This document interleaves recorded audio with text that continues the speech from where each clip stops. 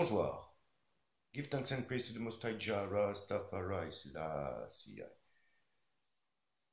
Bienvenue dans l'alphabet selon Dada, saison 2. Alors, aujourd'hui, nous allons parler de l'oligarchie. Alors, qu'est-ce que l'oligarchie, me direz-vous? Vous en entendez souvent parler, ouais, on est dirigé, ce système, c'est l'oligarchie, tu vois ce que je veux dire? Donc, dans le dictionnaire Larousse, je ne l'ai pas, donc j'ai le dictionnaire Larousse là sur internet, je suis en train de regarder pour vous donner la définition du dictionnaire Larousse sur l'oligarchie. Donc ils disent système politique dans lequel le pouvoir appartient à un petit nombre d'individus constituant soit l'élite intellectuelle, aristocratie, soit la minorité possédante, plutocratie. Ces deux aspects étant fréquemment confondus. La deuxième définition, c'est accaparement d'un pouvoir ou d'une autorité par une minorité. Voilà, étymologiquement parlant, ça vient du grec, donc le olig, c'est, je sais pas comment ça se prononçait, et archi vient de archia, donc olig, ça veut dire petit, tout petit, tu vois, comme les oligo-éléments, tu vois, olig, archi, anarchie, archi, archia, ça veut dire commander dans la langue grecque antique. Donc voilà quoi. Donc c'est un tout petit groupe de gens qui commandent. Comme anarchie, c'est la même racine. Anarchia, sans chef, quoi, sans commandement. Tu vois. On va essayer d'analyser comment on en est arrivé là, à une oligarchie comme ça. Déjà, je pense que faut remonter à très loin, quoi.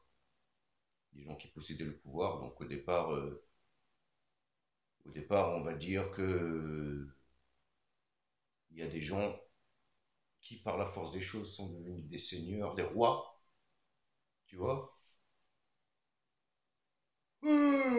Excuse-moi, parce que je suis quelqu'un qui me couche très tard et qui me lève très tôt, très souvent. Donc voilà. Donc je suis un peu fatigué après cette vidéo, je pense que j'irai au lit.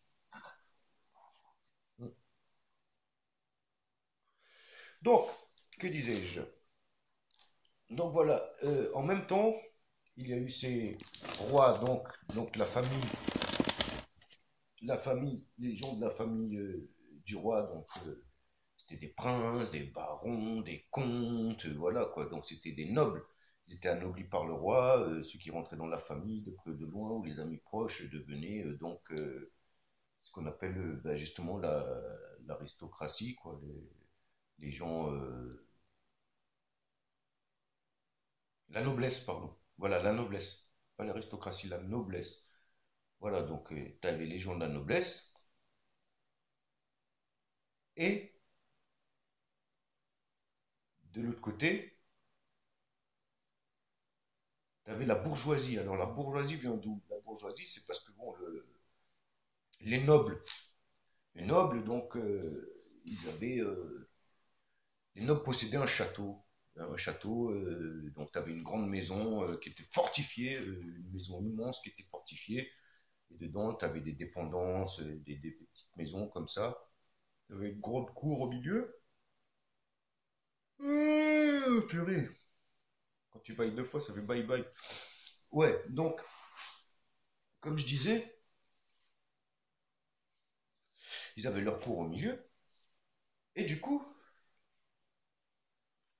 lorsqu'il y avait des attaques d'ennemis ou quoi,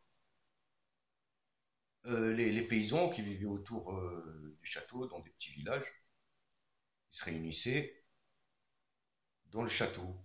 Ils fermaient le pont-levis. Voilà.